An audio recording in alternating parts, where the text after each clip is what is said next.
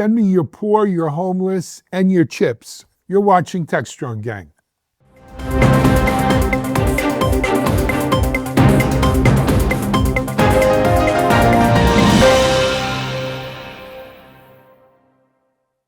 Hey everyone, happy Wednesday. Welcome here to Techstrong Gang. We've got a great show to go over with you today.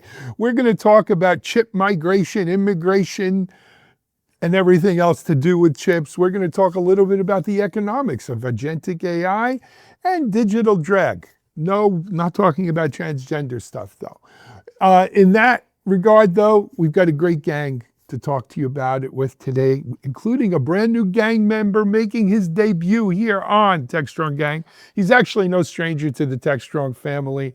When I first launched DevOps.com 11, 12 years ago, this man was one of the key people helping us get it going. He keynoted for us, he shilled for us, he wrote for us, spoke for us, and he was one of the biggest names in DevOps, still is, my good friend Andi Mann. Hey Andy, how are you? Welcome. Alan, I'm doing so well. It's so good to be here, mate. You know what? This is going to be on the Techstrong Gang timeline. This will be a definite mark on the line. The day Andi Mann joins the gang. Thank you and welcome, man. Thank you for having me. It's great to be here. All righty. Joining it, Andy's out in Boulder, Colorado, by the way, and way up, high up there in the mountains. Well, it's a little early in the morning. He's not high up in the mountains, but maybe our next guest high up in the mountains it's the guitar man, Mitch Ashley. Hey, Mitch, how are you? Doing very good. I can see Andy from here up there. Hey, Andy, how you doing in Boulder? Can you see Russia is the question. And don't forget, they're your friend. That's what we're told. Anyway, let's move on from Colorado down to San Angelo, Texas, the tech capital of Southwest Texas. And our own editor, Amanda Rosani. Hey, Amanda, how are you? Hello, good. Happy to be here as always. Absolutely. And then from Texas, we'll go to the dean up in Harrison, New York, our chief content officer, Mike Vizard. Mike, I caught the end of the Yankee game yesterday. Those kids look good. They do look good. And I'm sitting here trying to figure out, where this potato chip crisis is going to go next. Let's put tariffs on chips. Okay. So our first segment today is on mass chip migration. Continuing the pilgrimage to DC. Now we have the TSMC CEO announcing $100 billion U.S. investment plan. We'll add that to the $2 trillion we're already investing, because you can never have enough AI and data centers, it seems, even if you don't have enough electricity. But Mike, what's the deal on this one? Well, this is the latest instance of somebody traveling to see the president and bend the knee. But the Chinese government is also suggesting that basically Taiwan is in the middle of something that feels like a capital flight to the United States, and that all the chip manufacturing is going to move here. And maybe this is part of some larger geopolitical deal. But Andy, you have a very interesting perspective coming from an international background down under. What's the rest of the world saying about all this stuff? Oh, look, the rest of the world can see that this is obvious. There's a lot of political and geopolitical implications around this, right? And exactly what you said, we saw with the CHIPS Act and stuff like that. There's obviously a great desire politically on both sides of the aisle to bring manufacturing of chips, especially AI chips, into the US. Drive the US forward as an AI powerhouse. We're a software powerhouse, but so much of the investment is going into hardware now. And we see for various chip manufacturers pledging $1 billion, couple of billion, 100 billion. It used to be cloud, $1 billion was the entry point, right? Everyone was pledging $1 billion investment. Now it seems that 100 billion is the mark. From the rest of the world, that drains a lot. There's a lot of brain drain has been going on, especially out of Asia into the US, into Europe for some time. And so for lots of, countries down in Asia Pacific, especially, which is where I'm from, you can probably tell from my Colorado accent, there's a lot of concern around where does that leave those nations? Where does that leave that region in terms of innovation and ability to execute on the next biggest trend? So it'll be interesting to see how much of that investment actually does manifest in the US, by the way. We always see under various administrations promises of investment, some of which come, some of which don't. There was a huge announcement in the previous run of this television show. Now that we're in the sequel, 2.0, in the first run, there was a massive investment promise made for various things, Siemens, air conditioning, other things, which didn't actually happen. So you know what? I'm going to sit and wait and see what happens in reality, not just in the newspapers. But yeah, there's a lot of trepidation down under in Asia Pac around how does that leave Asia prepared to take on this innovation revolution? I've got some thoughts. So, Andy, I think you said some things there that demand a little digging in. First of all, from a pure geopolitical strategy here, Taiwan is in a tough place, right? Sooner or later, the thinking goes China tries to absorb it, peacefully or not. Now, if you're Taiwan and you don't want to become part of China, even though technically, that's a whole different story, do you say, I want to keep Taiwan so valuable that the US and the rest of the world cannot let China absorb it? Right? I call that the Taiwanese patriot who wants to keep everything in Taiwan to keep Taiwan valuable so that it's too strategic to let the Chinese have it. Or do you take the selfish oligarch path, which says, hey, I'm going to get my money out of here and transplant my technology to the US, Western Europe, what have you. And this way, by the time the Chinese come in Taiwan, the Corleone family's out of the olive oil business. And that's that. And we're not doing it anymore. Could be a little bit of both. I will caution, as Andy said in the previous Trump administration, this same company, TSMC, announced, maybe it was $10 billion then, for a plant, it was in the Midwest, Wisconsin, never got off the ground. I don't know if it'll get off the ground here. Maybe this is just a way to placate the big baby in the White House and try to see if they could get an escape out of tariffs on this, right? And there could be that as well. The other thing, though, is, Andy, to your point about being an Asia Pac country, and there's an old saying, nature abhors a vacuum. And that giant sucking sound you hear of all this money being pledged and resources being moved out of the region is that vacuum. Nature abhors it. Someone will come in to fill that vacuum, and we know who that someone is. What you're doing is you are like pulling back the ocean before the tsunami for the Chinese to come in, because China then will be the only game in town. Right? And so whether Australia wants to or not, or New Zealand or Singapore or any of the Asia Pac region, maybe except for Japan, they're going to have no choice but to deal with China because they'll be the only game in town. Right? And with the US erecting more trade barriers and tariffs, all of these other countries are going to start doing free trade agreements among themselves, including Canada. Right, a Canada-Chinese connection. Oh, Canada and Mexico already announced their response. Yeah, well, no, that's their response to U.S. by adding tariffs. But they'll do China deals with less tariffs. So what's going to happen here is, you have Fort U.S. with its own little thing, and the rest of the world's still going to do business without us, perhaps. And that would not be a good result. I'm not sure if this is the best analogy, but if you think about, what one of the things that got the Japanese into the war was the blockade, World War II was the blockade of oil. And AI, and whether it's AI software or hardware, is kind of the new oil of our commerce in our world, and everybody's scrambling to get it, right? They've got to have some. It can't be solely dependent upon one other organization. So on one hand, we're that game's playing out. The other side of it is we're playing this game of risk, and what land can I grab?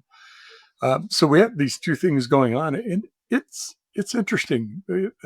This kind of disruption makes for strange bedfellows. People signing up and partnering with China when they were U.S. allies, the U.S. partnering with Russia. It's going to be turbulent. So, to your strange bedfellows comment, what are the odds that TMSC, the CEO, and Trump were discussing the partitioning of Intel during their meeting? It seems to me that that's the next part of this conversation, where the foundries go one way and the rest of Intel go the other way. And there's a lot of folks, especially former Intel executives, pushing back hard on this, saying Intel's about to make the turn. And yet they also announced that this manufacturing facility they were going to build in Ohio is now delayed till 2030. So, Alan, Intel for real or not for real? Again, I have a few thoughts on this one. First of all, is anyone surprised that that plant is being delayed? Because here, let me tell you the real nitty-gritty, soft, white, dirty secret that underlies all of this $2 trillion in AI investment. We have not proven in this country that we can build, maintain, scale chip foundries that are making cutting-edge chips, right? The 3 nanos and 2 nanos and all of these and these high-end GPUs. We haven't even proven we can build phones here. And it's not something that you're going to snap your fingers and throw $2 trillion at and it's going to happen. It's going to take 10 years for us to build those foundries, train those workers, make this stuff at scale. And we're going to suffer in that meantime, right? Because I don't think anyone has really proven what, this isn't building cars, right? Building chips, building, high-end chips like this at scale is something. There's a reason why TSMC is who it is. They've been doing this for 30 years and they've kind of perfected it.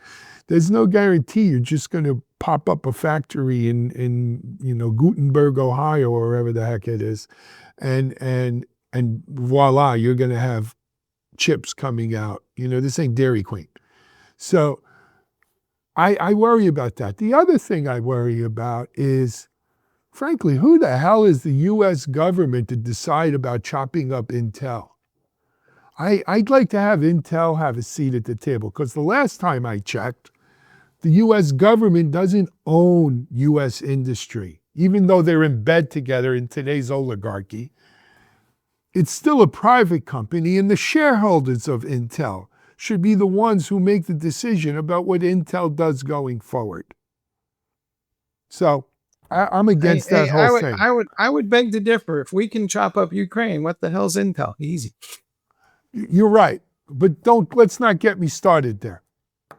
When was the last time you visited Ukraine? Maybe we should do a show. Tell me, you watched it on video. Let's not. I didn't watch the videos. Yeah. But no, seriously, I mean, he could talk all he wants with the guy from TSMC. That's an Intel decision last I checked. So, Andy, when you add all this up, though, it doesn't look to me like the cost of semiconductors, GPUs, or any of that stuff is coming down anytime soon in the next 10 years. In fact, it just may get more expensive ultimately. So, is this going to hold back software development? Because the cost of building all these lovely AI apps is going to be higher than anybody anticipates. Yeah, look, I think this will hold back some development, right? I mean, we already saw through, say, COVID and the supply chain and the slowdown in access to systems and equipment, that we saw slower R&D, slower innovation. And this will absolutely change that. We've already got bottlenecks around chips, around server access. Everyone wants to put, at least 10 billion into R&D on their blue sky projects around AI. Maybe some of it might even pay back some revenue at some point. We'll see how that works out. But yeah, I absolutely believe this will slow down. There are other factors, of course, which may be throttling as well. Energy production is obviously the big one. And I know in this part of the world here in Colorado, up in Wyoming, lots of announcements around data center production and clean energy and all that sort of stuff. So it's going to be a lot of different things. But yes, I would absolutely expect this to be a drag. Yeah, to your point, a lot of people are complaining that Microsoft quietly upgraded them and to the higher performing OpenAI driven version of Office, and didn't ask them whether that they wanted the higher performing, more costly version.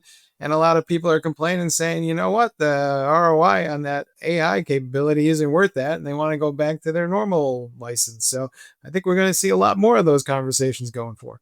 Yeah, I mean, I will tell you, the people I talk to in leadership roles around sort of desktop and operating system and so forth are absolutely ropeable about that.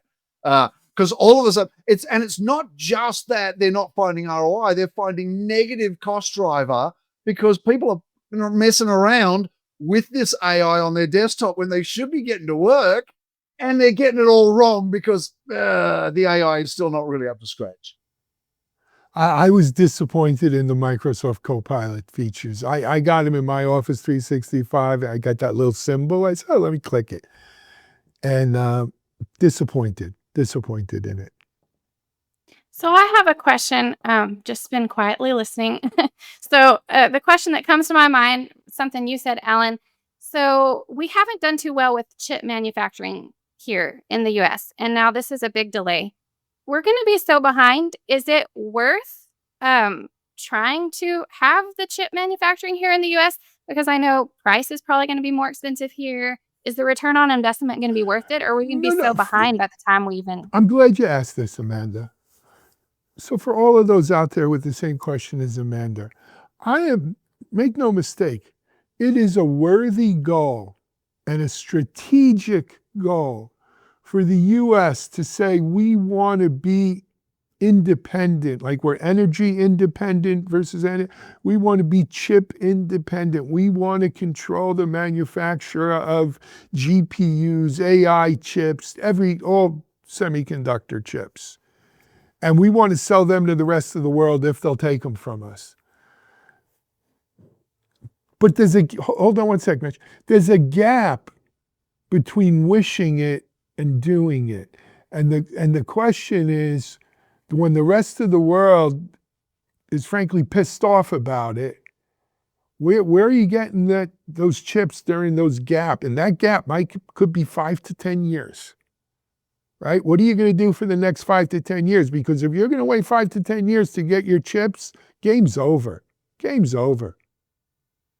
Alan, I think the way to look at it is the commodity chips, even if people didn't want to sell them to us, we can get those through back channel. It's the quantum, it's the AI chips, things that are cutting edge. That's what we really need to own. Because yes, it's going to be more expensive to develop it here, but if what we are creating is far superior and only we have that advantage, whether it's a 6 or 12 month or whatever, that's what I think we want to make here, because we can get memory chips from here and whatever chips to build laptops and et cetera. I don't think that's where the value is. It's on the cutting edge for the US. You know where this falls apart? There isn't going to be enough rare metals in Utah to drive all this. And so if we don't get some help from overseas in terms of, maybe that's why we want to do deals with somebody who's at war with Russia, or take over Greenland or all these other things. Yeah, but this isn't the Dutch East India Company, and this ain't the 1600s. The imperialist days are over. Forget it. Forget it. And Mitch, yes, you want to build, but you got to start somewhere, and making commodity chips is a start. But it's building those other chips that you're talking about, I'm telling you, building the fabs for them, getting the know-how, getting the kinks worked out is a 5-year minimum. It is, but you have the advantage of that's where you're starting, as opposed to you have a huge infrastructure built up of doing, current generation, and now you've got to get to the next level to be able to do the GPUs and quantum chips. So yes, I agree. I mean, this is not a turnkey operation. 5 years would be great if we Right. were up and 5 years optimistically. It's optimistic. I agree. And just on that point though, it's not like TMSC has this manufacturing of GPUs down. The cost of GPUs is high because they can't produce enough of them. So, there's nobody has a correct answer here on either side of the pond, as it were. It's going to be an interesting time, but like I opened it up with under that Statue of Liberty, send me your poor, your homeless, whatever, and your chips. Let's see what happens. You're watching Techstrong Gang. We'll be right back. Discover Techstrong Group, the epicenter of tech innovation. We're your go-to for reaching IT leaders and practitioners worldwide. Our secret? Impactful content that sparks awareness, engagement, and top-quality leads. With us, you'll access editorial websites, streaming videos, virtual events, custom content, analyst research, and more. Join our satisfied clients. Let's revolutionize your tech journey. Contact us today and tell your story to the world in the most powerful way with Techstrong Group.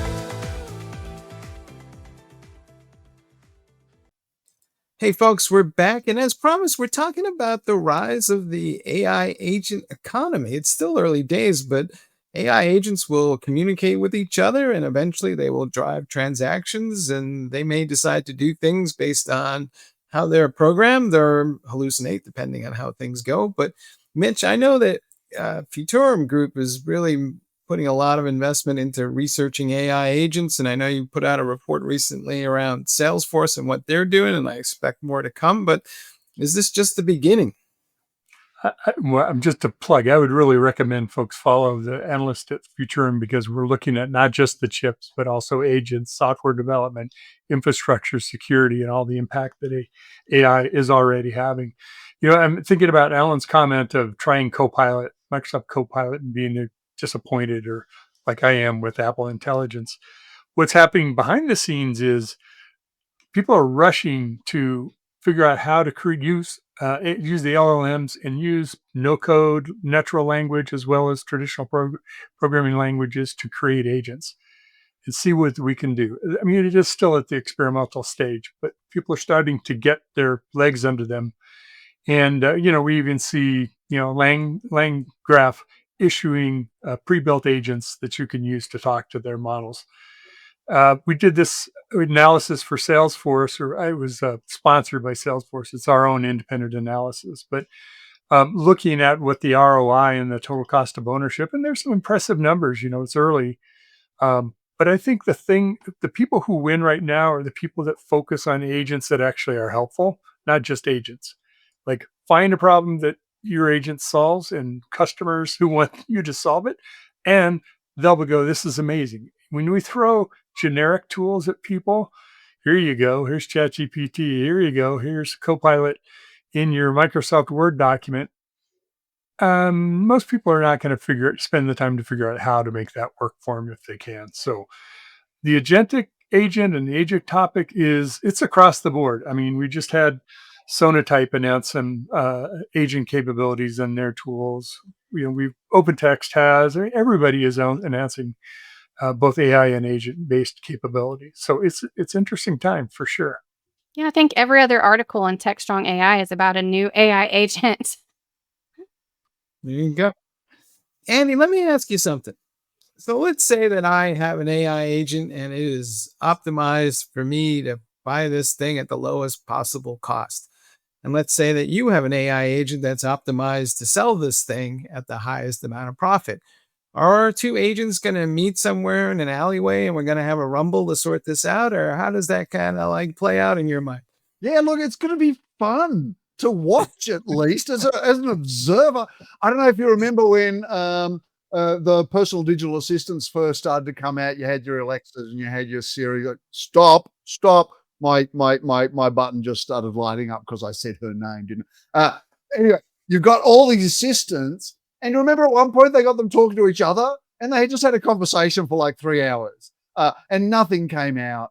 I think there's going to be a little bit of that. My biggest concern with agentic at the moment is really just about known knowns and unknown unknowns. Going back to that other Donald, the idea of AI is really good at solving known knowns. Humans are a plethora of unknown unknowns. So look, when we all know this, you go online, you go and use the chat agent. And yesterday I had to do a whole bunch of stuff with my satellite radio, and I've got 2 cars, and one's active and one's inactive. And I've got a special deal on one, but that's coming to an end. And then I've got another special deal.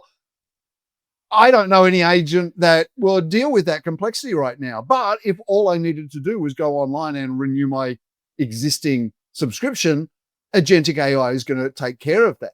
So look, I think there's great opportunity in this, but I'm looking forward to the hallucinations when agentic AI talks to agentic AI, and no, they're never going to come to an agreement. You kidding me? So I'll tell you something. I remember when I first met Andi Mann, he was at CA. And I was at a CA World in Las Vegas. They used to do a nice job at CA World in Las Vegas. And I sat through a session. I'm trying to remember who, it might have been Andi who presented, or maybe it was Ayman Zarwi, who's president at the time. But it was the first time I became familiar with the term the AI economy. Remember that, Andi? And this was 2013, 2014, maybe 2015 at the latest. And it was the AI economy, in that we're going to have a whole economy based upon AIs, talking to AIs, not AIs, excuse me, APIs, the API economy. And APIs talking to APIs. And I said, wow, you really think so? Oh yeah, no doubt about it, mate. It was Andi who was giving that. And I thought it was kind of early. As we sit here today, 57% of all the traffic on the internet is API to API. There is an API economy. Might have taken 10 years. Same 10 years it's going to take us to build those chips. Maybe by the time the chips are built, the agentic AI economy will be real as well. But I had an interesting conversation yesterday. I'm playing with this tool. I'm actually paying for it, which goes against my principle. But it's called Hoop AI, H-O-O-P. And it's pretty cool. It sits on, if you're on a Mac, you could use their app. If not, it has bots that go into Zoom, Google Meet, your email, Slack, all the usuals. And it gathers everything that people are telling you, wanting you. And from it, the AI pulls out tasks. And then you could decide, is this a real task you want to do? Ignore it, whatever. So they, like all good young companies, and by the way, these are from some of the founders of Trello. Okay, so they know a little bit about task management and stuff like that. So they reached out and they said, hey, you're a beta user. Why are they charging for beta? But you're a beta user and we'd like to do an interview, much like you used to do, Mitch, when we were at Still Secure. And I spoke to one of the co-founders, a woman named Stella, yesterday for about 45 minutes. And the whole agentic AI, I said, look, I'd like not only to do the task, create a task for me, but if it's something sort of run of the mill, can I have an agent that just goes and does it and then crosses it off? That's where I really want to be. I don't need 30 new tasks every day. I need something that's going to do the basic task. And she said, we've thought a lot about that in version 2, version 3 of the product, because version 2 is going to be teamwork, version 3, agents. And she said, the problem is, why do you think people are going to use our agent? Because like Mitch said, every piece of software you have today has an agent or is building an agent. So as part of this agentic AI economy, like the API economy, what agent are you going to use to do the task? Do you want the task manager's agent to do it? Or does that talk to someone else's agent? How many agents do we need? How many agents do we have? How do we, I don't want agents just talking to agents for the sake of talking. But let's get something done. And I think that's the problem. I want to have a secret agent that offloads all my shit over to your agent. So Well, the upward leaping monkey agent. Alan, this is a good example of what I'm talking about, though, because I tried out the hoop. First of all, I looked at what it does after I tried it and said, why the heck would I pay $20 a month for that? I can't imagine that's worth $20. It's, startups go through these phases of kind of figuring out, are we solving a good problem or not? And will the market pay for it? It's a good example of, I don't need another agent to tell me the 20 things that I already know, 18 of them I have to get done. I don't need another barking dog telling me I got work to do. I know I got work to do. Help me do the work. Help me get something done.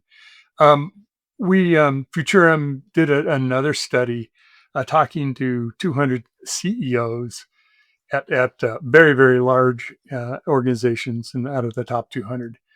And, they see AI, their top thing is automation. That's what they want AI to do for them. They want it to do tasks for them. They're talking about business processes, et cetera, not being assistants to people, distracting them, maybe decreasing productivity.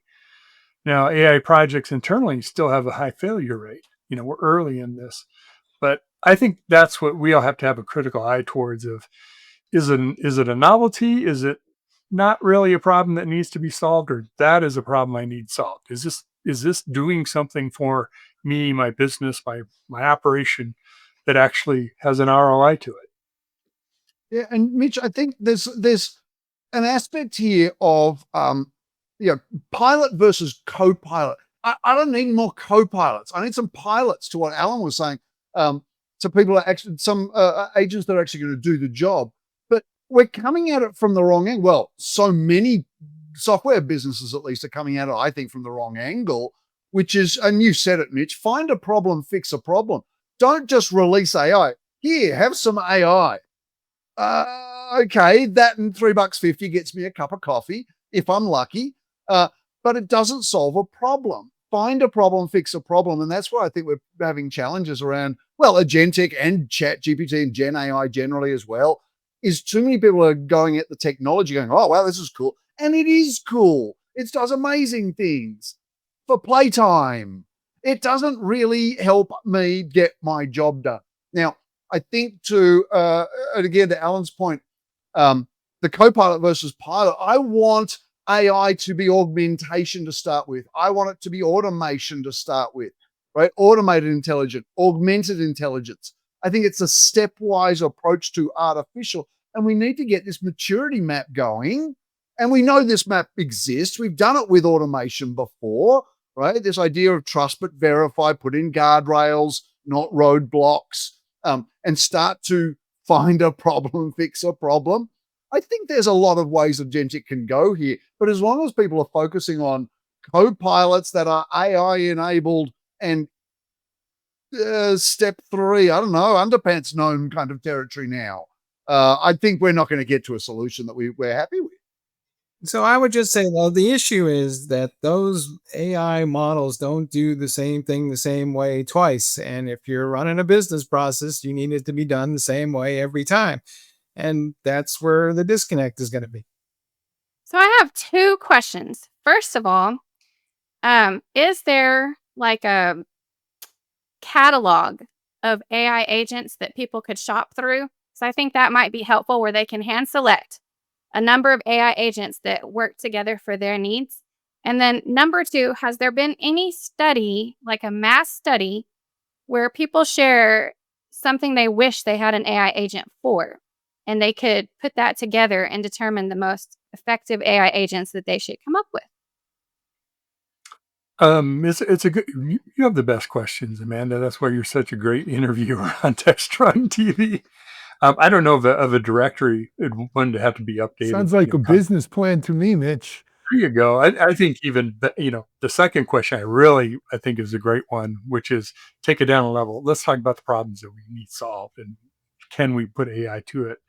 I heard one of the people from the CTO office at Dell talking about how they are tackling.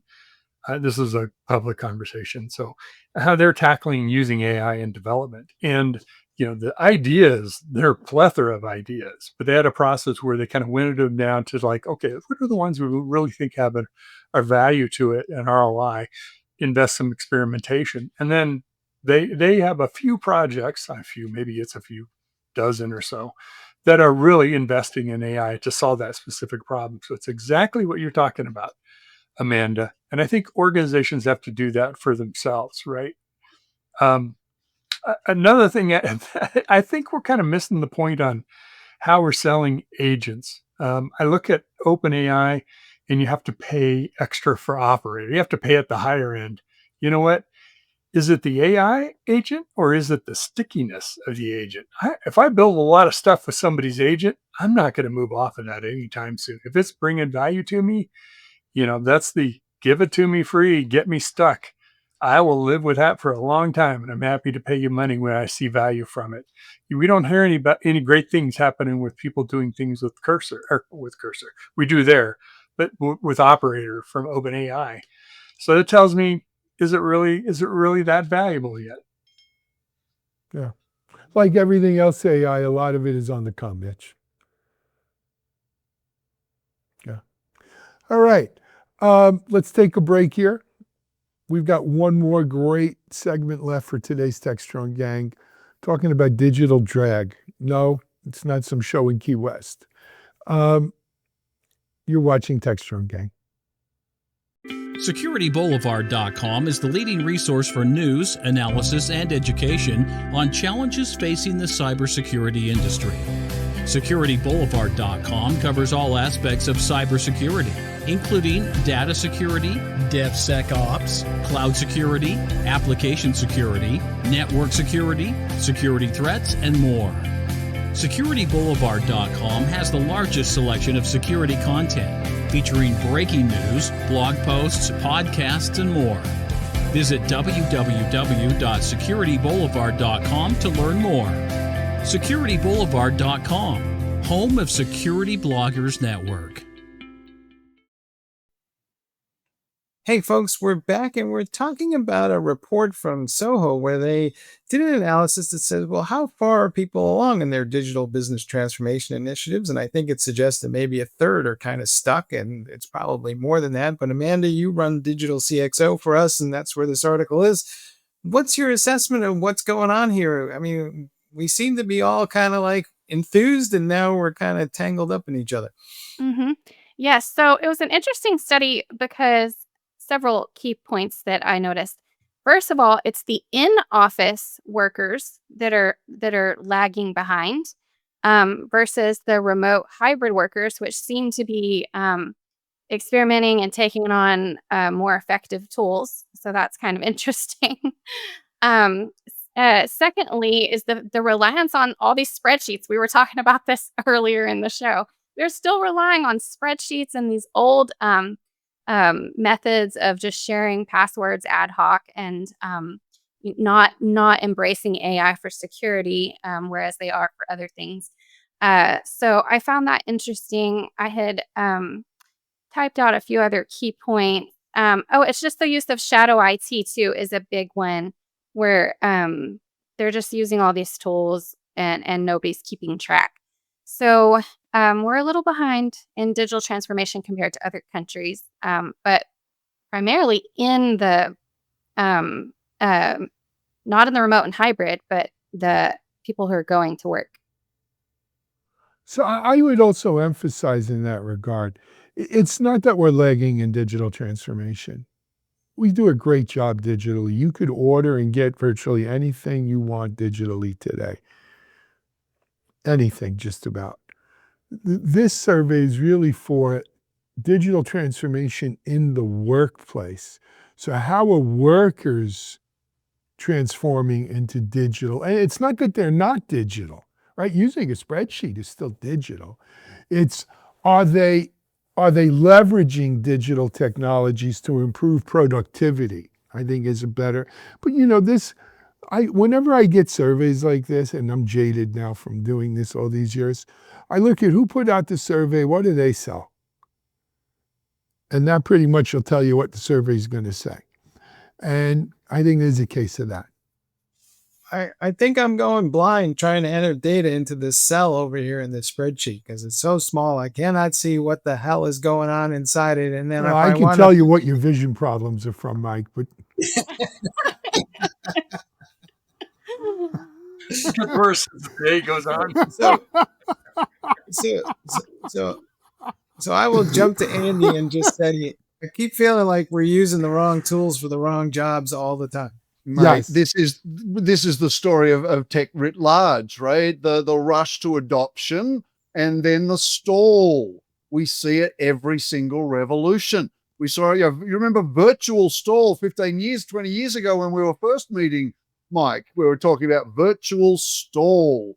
Yeah, adoption of virtualization followed the same pattern. Big rush to adopt, lots of gains, obvious ROI. Then, how are we going to manage this? How are we going to secure this? How are we going to back it up? How are we going to do governance, compliance? Is it really doing the ROI, the effort, the productivity that we wanted it to? Cloud computing was the same. Oh, and by the way, all of this was also rogue IT and shadow IT to Amanda's research. We had rogue IT for mobile apps, remember? We had rogue IT for virtual services, for cloud services. I remember standing up in front of a conference, maybe it was one of yours, Alan, and asking the audience, put your hands up if you don't have any of your workers using SaaS today. This is like in 2014 or something. And a whole bunch of people put their hands up and I said, no, put your hands down. Everyone is using SaaS, right? Look, everyone is using AI. Everyone is using all these technologies. They're trying to get it right. They're using spreadsheets, but they're also using Google Sheets and they're doing some predictive and they're using some Copilot. But it's stalling out because we're trying to govern, we're trying to manage, we're trying to find better use cases. We've got the obvious ones under control. We've done the it's obviously going to pay back. Now we're trying to struggle to find the real big, nuts to crack now. So I think Alan's right. We've done a lot of great work on digital transformation as consumers, as enterprises, but we're getting to that stall point, and I think this is entirely predictable. Crossing the chasm model right there. But it's a good stuff on digital CX. So, hey, we've got to pull out of this one. We are a little overtime today. Apologize. Of course, we still have a full day of Techstrong.tv immediately following us here on the gang, so stay tuned for that. And just a quick plug, tomorrow, 2:30 Eastern Time, LinkedIn Live, I'll be live. Shimmy says, we're talking tariffs and tech. So if you've got something good to say about it, join me on there. I look forward to it. Until tomorrow, though, Andy, welcome to the gang, man. You came out with flying colors. Thank you. Mike, Mitchell, Amanda, absolutely. We'll have you back on again real soon. You'll be in the regular rotation. For the rest of us here, thank you for watching Techstrong Gang. We'll be back tomorrow with more. Stay tuned now for some great Techstrong TV.